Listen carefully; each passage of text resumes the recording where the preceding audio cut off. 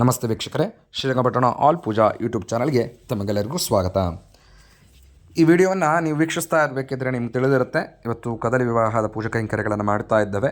ಆ ಪೂಜೆಗೆ ಸಂಪೂರ್ಣ ಮಾಹಿತಿಯನ್ನು ತಿಳಿಸ್ಕೊಳ್ಳಿಕ್ಕೆ ಈ ವಿಡಿಯೋವನ್ನು ನಿಮ್ಮ ಮುಂದೆ ತಂದಿದ್ದೇವೆ. ಶಾಸ್ತ್ರದಲ್ಲಿ ಹೇಳುವಂತಹ ರೀತಿಯಲ್ಲಿ ಈ ಕರ್ತೃಗಳು ಗೊತ್ತಿರುವಂತಹ ಗುರುಗಳನ್ನು ಭೇಟಿ ಮಾಡಿ ಅವರ ಜಾತಕವನ್ನು ಪರಿಶೀಲಿಸಿದ್ದಾರೆ. ಅದರಲ್ಲಿ ಅವರಿಗೆ 2 ದೋಷಗಳನ್ನು ಆ ಜ್ಯೋತಿಷ್ಯದವರು ಹೇಳಿದ್ದಾರೆ. ಮೊದಲಿಗೆ ಕುಜದೋಷ, ಮತ್ತೊಂದು ಕಳತ್ರ ದೋಷ ಎಂಬುದಾಗಿ ಹೇಳಿದರು. ಇವರು ನಮಗೆ ಕರೆ ಮಾಡಿ ಶ್ರೀರಂಗಪಟ್ಟಣದಲ್ಲಿ ಪೂಜೆ ಆಗಬೇಕು ಅಂತ ಹೇಳಿ ಮೊದಲಿಗೆ ಎಲ್ಲ ರೀತಿಯಾದಂತಹ ಬುಕ್ಕಿಂಗನ್ನು ಮಾಡಿಕೊಂಡು ಕಾರ್ಯಕ್ರಮಕ್ಕೆ ಬಂದಿದ್ವು. ಅವರಿಗೆ ನಾವು ಸರಿಯಾದ ರೀತಿಯಲ್ಲಿ ಕಾರ್ಯಕ್ರಮಗಳನ್ನು ನೆರವೇರಿಸಿಕೊಟ್ಟಿದ್ದೇವೆ. ಈಗ ಆ ಕಾರ್ಯಕ್ರಮ ಎಂದರೇನು, ಆ ಕಾರ್ಯಕ್ರಮ ಏನು ಮಾಡಿದ್ವಿ, ಯಾತಕ್ಕಾಗಿ ಮಾಡಿದ್ವಿ ಎಂಬಂತಹ ವಿಡಿಯೋವನ್ನು ಅಥವಾ ಮಾಹಿತಿಯನ್ನು ನಿಮಗೆ ತಲುಪಿಸಲಿಕ್ಕೆ ಈ ವಿಡಿಯೋವನ್ನು ಮಾಡ್ತಾ ಇದ್ದೇವೆ.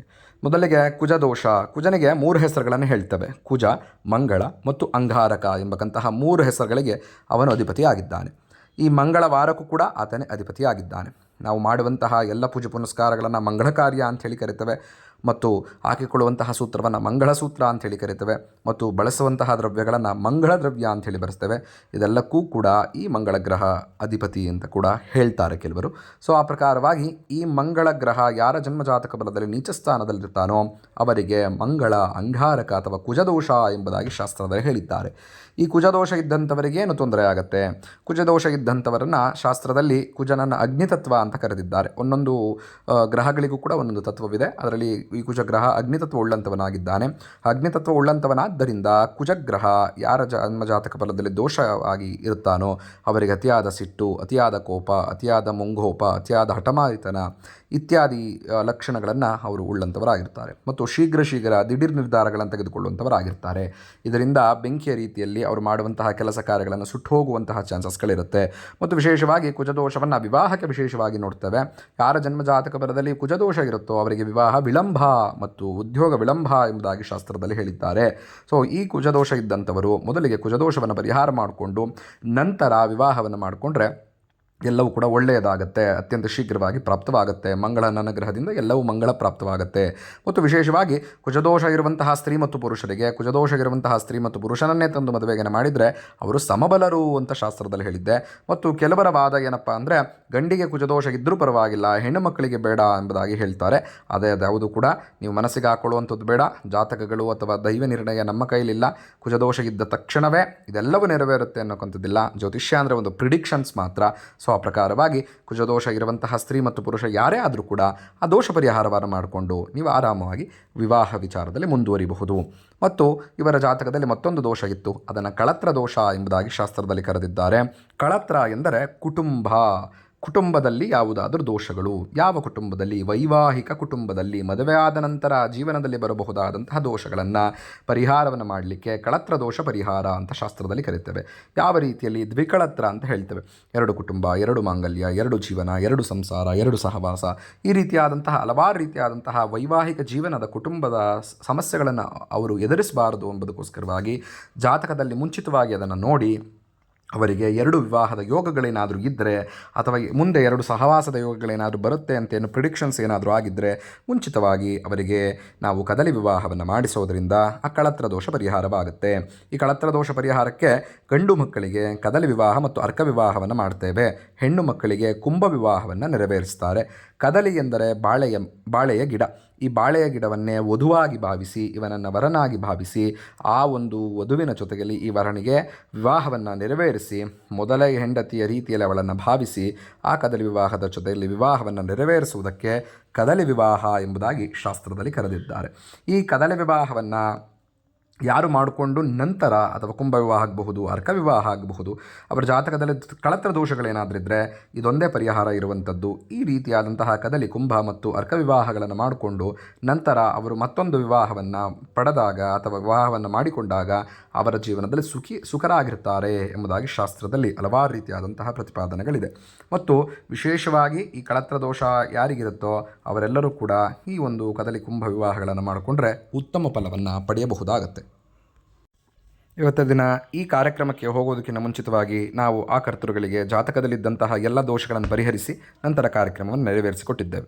ಮೊದಲಿಗೆ ಶುದ್ಧಿ ಪುಣ್ಯಾಹ ವಾಚನದಿಂದ ಕಾರ್ಯಕ್ರಮವನ್ನು ಪ್ರಾರಂಭಿಸಿ, ಸಂಕಲ್ಪ ಮತ್ತು ಶುದ್ಧಿ ಪುಣ್ಯಾಹ ವಾಚನದಿಂದ ಕಾರ್ಯಕ್ರಮವನ್ನು ಪ್ರಾರಂಭಿಸಿ, ಅದಾದ ನಂತರ ಗಣಪತಿ ಆರಾಧನೆ ಮಾಡುವಂತಹ ಸಕಲ ಕಾರ್ಯಗಳಲ್ಲಿ ವಿಘ್ನ ಪರಿಹರಿಸು ಅಂಥೇಳಿ ನಿರ್ವಿಘ್ನ ಗಣಪತಿ ಆರಾಧನೆಯನ್ನು ನೆರವೇರಿಸಿ ಅದಾದ ನಂತರ ಆದಿತ್ಯಾದಿ ಮಹಾನವಗ್ರಹ ಸಹಿತ ಮಹಾಮೃತ್ಯುಂಜಯ ಪೂಜೆಗಳನ್ನು ನೆರವೇರಿಸಿ ಅದಾದ ನಂತರ ಅವರ ಕುಲಪ್ರಿಯ ಕ್ಷೇತ್ರ ದೇವತೆಗಳ ಎಲ್ಲ ಆರಾಧನೆಯನ್ನು ನೆರವೇರಿಸಿ ಗಣಹೋಮ, ನವಗ್ರಹ ಹೋಮ, ಮೃತ್ಯುಂಜಯ ಹೋಮ ಮತ್ತು ವಿಶೇಷವಾಗಿ ಕುಲದೇವತಾ ಮತ್ತು ಕ್ಷೇತ್ರ ದೇವತಾದಿ ಹೋಮಗಳೆಲ್ಲವನ್ನು ನೆರವೇರಿಸಿ ಪಂಚಸೂಕ್ತಾದಿ ಹೋಮಗಳನ್ನು ಕೊಟ್ಟು ಶ್ರೀ ಸೂಕ್ತ, ಪುರುಷ ಸೂಕ್ತ, ಭೂ ಸೂಕ್ತ, ನೀಲಾ ಸೂಕ್ತ, ವಿಷ್ಣು ಸೂಕ್ತಗಳಲ್ಲಿ ಹೋಮಾದಿಗಳನ್ನು ಕೊಟ್ಟು ಅದಾದ ನಂತರ ಜಾತಕದಲ್ಲಿದ್ದಂತಹ ಕುಜದೋಷವನ್ನು ಪರಿಹರಿಸಲಿಕ್ಕೆ ಅಂಗಾರಕ ಅಥವಾ ಕುಜ ಮಂಗಳ ಗ್ರಹ ದೋಷ ಪರಿಹಾರಕ್ಕೆ ಕುಜದೋಷ ನಿವಾರಣೆಗೋಸ್ಕರವಾಗಿ ಕುಜ ಹೋಮಗಳನ್ನೆಲ್ಲವನ್ನು ಕೊಟ್ಟು ಅದಾದ ನಂತರ ಪೂರ್ಣಾಹುತಿಯನ್ನು ಸಂಪನ್ನಗೊಳಿಸಿ ನಂತರ ಒಂದು ಬಾಳೆಯ ಗಿಡಕ್ಕೆ ಒಂದು ಸೀರೆಯನ್ನು ವಸ್ತ್ರ ಅಲಂಕರಿಸಿ ಅದಕ್ಕೆ ಎಲ್ಲ ರೀತಿಯಾದಂತಹ ಆವಾಹನ ಷೋಡಶೋಪಚಾರ ಪೂಜೆಗಳೆಲ್ಲವನ್ನು ಮುಗಿಸಿ ಅದಾದ ನಂತರ ಆ ಒಂದು ಬಾಳೆಯ ಗಿಡದ ಜೊತೆಯಲ್ಲಿ ಇವರಿಗೆ ಮಾಂಗಲ್ಯ ಧಾರಣೆ ಬಾಳೆಯ ಗಿಡಕ್ಕೆ ಇವರ ಕೈಯಿಂದ ಮಾಂಗಲ್ಯ ಧಾರಣೆಯನ್ನು ಮಾಡಿಸಿ ಕದಲಿ ವಿವಾಹದ ಕಾರ್ಯಕ್ರಮಗಳನ್ನು ಸಂಪನ್ನ ಮಾಡಿದ್ದೇವೆ. ಕದಲಿ ವಿವಾಹ ಆದ ನಂತರ ಆ ಕದಲಿಯನ್ನು ಛೇದನ ಮಾಡಬೇಕು ಅಂತೇಳಿ ಶಾಸ್ತ್ರದಲ್ಲಿ ಹೇಳಿರೋದ್ರಿಂದ ಆ ಕದಲಿಯನ್ನು ಛೇದನಗೊಳಿಸಿ ನೀರಿನಲ್ಲಿ ವಿಸರ್ಜನೆಯನ್ನು ಮಾಡಿದ್ದೇವೆ. ಅಲ್ಲಿಗೆ ಕಳತ್ರ ದೋಷ ಪರಿಹಾರ ಎಂಬುದಾಗಿ ಶಾಸ್ತ್ರದಲ್ಲಿ ಹೇಳಿದ್ದಾರೆ. ಆ ಪ್ರಕಾರವಾಗಿ ಎಲ್ಲ ರೀತಿಯಾದಂತಹ ಕಾರ್ಯಕ್ರಮಗಳನ್ನು ನಾವು ಇವರಿಗೆ ನೆರವೇರಿಸಿಕೊಟ್ಟಿದ್ದೇವೆ. ಶ್ರೀರಂಗಪಟ್ಟಣದಲ್ಲಿ ಯಾವುದೇ ರೀತಿಯಾದಂತಹ ಕದಲಿ ವಿವಾಹ, ಕುಂಭ ವಿವಾಹ, ಕುಜದೋಷ, ಆದಿತ್ಯಾದಿ ನವಗ್ರಹ ದೋಷ, ಮೃತ್ಯುಂಜಯ ಹೋಮ ಇತ್ಯಾದಿ ಯಾವುದೇ ಸಂಧಿ ಶಾಂತಿಗಳು, ನವಗ್ರಹ ಶಾಂತಿಗಳು, ಹೋಮಗಳು, ಪೂಜೆ ಇತ್ಯಾದಿಗಳ ನಡೆಯಬೇಕಿದ್ದರೆ ನೀವಿಲ್ಲಿ ಕೆಳಗಡೆ ಕಾಣಬಹುದಾದಂತಹ ಸಂಖ್ಯೆಯನ್ನು ಸಂಪರ್ಕಿಸಬಹುದು. ನಾವು ಎಲ್ಲ ರೀತಿಯಾದಂತಹ ಪೂಜಾ ವಿಧಿಗಳನ್ನು ಶಾಸ್ತ್ರೋಕ್ತವಾಗಿ ನಿಮಗೆ ನೆರವೇರಿಸಿಕೊಡುತ್ತೇವೆ. ನಮಸ್ಕಾರ. ಮಂಗಳಗ್ರಹದೇವತಃ ಓಮೇ ವಿನಿಯೋಗಃ ಓಂ ಧರಣೇಗರ ಸಂಭೂತಂ ವಿದ್ಯುತ್ ಕಾಂತೆ ಸಮಪ್ರಭಂ ಕುಮಾಶಕ್ತಸ್ತಂಚ ಮಂಗಳಪ್ರಮಾಮ್ಯಹಂ ಸ್ವಾಹಾ. ಧರಣೇಗರ ಸಂಭೂತಂ ವಿದ್ಯುತ್ ಕಾಂತೆ ಸಮಪ್ರಭಂ ಕುಮಾಶಕ್ತಸ್ತಂಚ ಮಂಗಳಪ್ರಮಾಮ್ಯಹಂ ಸ್ವಾಹಾ. ಧರಣೇಗರ ಸಂಭೂತಂ ವಿದ್ಯುತ್ ಕಾಂತೆ ಸಮಪ್ರಭಂ ಕುಮಾಶಕ್ತಸ್ತಂಚ ಮಂಗಳಪ್ರಮಾಮ್ಯಹಂ ಸ್ವಾಹಾ. ಧರಣೇಗರ ಸಂಭೂತಂ ವಿದ್ಯುತ್ ಕಾಂತೆ ಸಮಪ್ರಭಂ ಕುಮಾಶಕ್ತಸ್ತಂಚ ಮಂಗಳಪ್ರಮಾಮ್ಯಹಂ ಸ್ವಾಹಾ. ಧರಣೇಗರ ಸಂಭೂತಂ ಅರ್ಧಗಾಹಂ ಮಹಾವೀರ್ಯಂ ಚಂದ್ರಾದಿತ್ಯಮರ್ಧಂ ಸ್ಮಿಕಾಗರ್ಭ ಸಂಭೂತಂ ರಾಹುರ್ಪ್ರಮಾಮ್ಯಹಂ ಸ್ವಾಹಾ. ರಾಹವೇ ಇದನ್ನ ಮಮ ಚಿತ್ರಾಂಗಾಯ ಮೃದುಷಾಖಿಂ ತನಗೇತ ಪಶುಪತಿಕ ಸ್ವಾಹ. ಚಿತ್ರಾಂಗಾಯ ಮೃದುಷಾಖಿಂ ತನಗೇತ ಪಶುಪತಿಕ ಸ್ವಾಹ. ತತ್ಪುರುಷಾಗ್ಮಹೇ ಮಹಾದೇವಾಗರಿ ಭೇದನ್ನರುದ್ರಶೋತಿಕ ಸ್ವಾಹ. ತತ್ಪುರುಷಾಗ್ಮಹೇ ಮಹಾದೇವಾಗರಿ ಭೇದನ್ನರುದ್ರಶೋತಿಕ ಸ್ವಾಹ. ತತ್ಪುರುಷಾಗ್ಮಹೇ ಮಹಾದೇವಾ ಸೌರೇ ಮಾಸಗಾನ ದಕ್ಷದ್ದೇಗವದೇಶಾದ್ವಿಪದೇಶಸ್ವದೇ ಅಷ್ಟಾವಧೇ ನವದೇ ಪೋಷೇ ಸಹಸ್ರಾಕ್ಷರ ಪರಮೇಭ್ಯೋ ಮನ್ನ ಸ್ವಾಹ. ಶ್ರೀರಂಗಮಂಗಲಮಣಿಂ ಗರುಡಾನಿವಾಸಂ ಶ್ರೀ ವೆಂಕಟಾದ್ರಿಶಿಖರಾಲಕಕಾಲಮೇಘಂ ಶ್ರೀಹಸ್ತೈರ್ಗರೋಜ್ವರ್ವಾರಿಷಾದಂ ಶ್ರೀಶಂ ನಮಾಮಿ ಹೃಷ ಯದುಶೈಲದೇವ ಸ್ವಾಹ.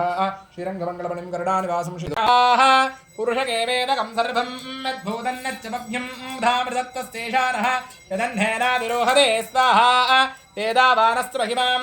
మీరు అదే తీసుకోండి. మీరు కింద ఉంది కదా అది ఆయన అవుతావు అది తీసుకోండి. ఓం సహస్రశీర్షా పురుషగా సహస్రాక్ష సహస్రపాద సభోమం పుష్పదో భృత్వాత్యదష్టదిశాంగల స్వాహ. పురుషకే వేదకం సర్వం యద్భూతన్నచ్చమభ్యం ఉదామృతత్వశేషానః యదన్నేనాదిరోహదే స్వాహ. ఏదావానస్సు మహిమాం మధోధ్యాగాగచ్చ పౌరుషః పాదోऽस्य విశ్వభూతాని త్రిపాదస్యామృతం దివే స్వాహా. త్రిపాదోర్ధ్వపదైత్పురుషः పాహాగ్నేయం విశ్వాత్మానం పరాగణం స్వాహా. నారాయణం పరోధ్యోదేన స్వాహా. పృథగ్భస్మస్తపదవేర్యాయ మృగోరవేవః కుజరోగిరిష్ట విశ్వోరుషోదృశో విక్రమణేషు అధిక్షగంది భవనాన్ విశ్వా స్వాహా. సుదాత్మామృణే స్వాహా. ఆదిత్యవర్ణే తపసోచిదాదఖా వనస్పతిస్తవ వృక్షోదబిల్వః తస్య ఫలాని తపసానదంతమాగాంతరాగాశ్చ బాహ్యా లక్ష్మీ స్వాహా. उपैतवां देवजगक्केधत्रहस्पदखे शम्भो विष्णोरुक्रमः नमो ब्रह्मणे नमस्ते भागो त्वमेव प्रत्यक्षं ब्रह्मासे त्वामेव त्वामेव प्रत्यक्षं ब्रह्म वदिष्यामि प्रथम वदिष्यामि. लक्ष्मीदेवताभ्यो नमः. ध्यायामि ध्यानं समर्पयामि आवाहयामि आसनं समर्पयामि रत्नसिंहासनानि समर्पयामि. कदली महालक्ष्मीदेव्यै नमः. सुप्रीतः सर्वसुप्रसन्नः वरदा वरधाववदं अस्यां श्वदिदोस्य गिरमानस्य गोत्रोद्भवस्य अंकगोत्रोद्भवस्य अवकरक्षत्रमकराशोजातस्य रोहिणी नक्षत्रशोराशोजातस्य नेमे ओम रहस्या नक्षत्रपदकैर्धवस्त्रकन्वेन्द्रः सोमेन वञ्च वाचेन सुगिरेण रक्ष पंच इंद्र. ओम श्रीकान्ताकुचकुम्भकङ्गमवरेरम्भो गणानां निदहे पूर्वाचार्यकवावयोदिनिकरैः श्रीवाञ्चरात्रागमये विश्वक्षीण विवेशण मांगल्यं दन्तनानेन जगज्जीवन हेतुना कंठे वज्राविषुवदे त्वं जीव जलधाञ्जनं. मांगल्यं दन्तनानेन मम जीवन हेतुना कंठे वज्राविषुवदे त्वं जीव जलधाञ्जनं. मांगल्यधारण मुहूर्तस्य मुहूर्तोऽस्तु सुप्रतिष्ठितमस्तु.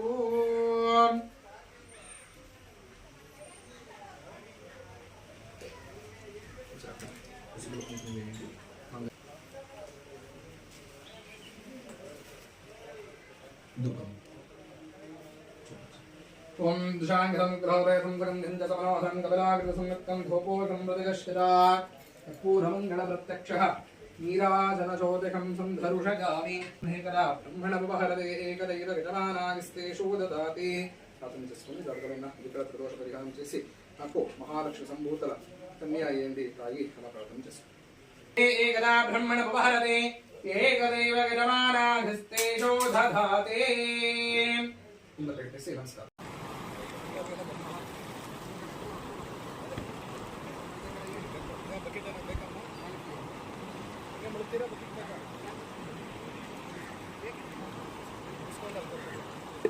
ಮಾಡ್ತೀರಾ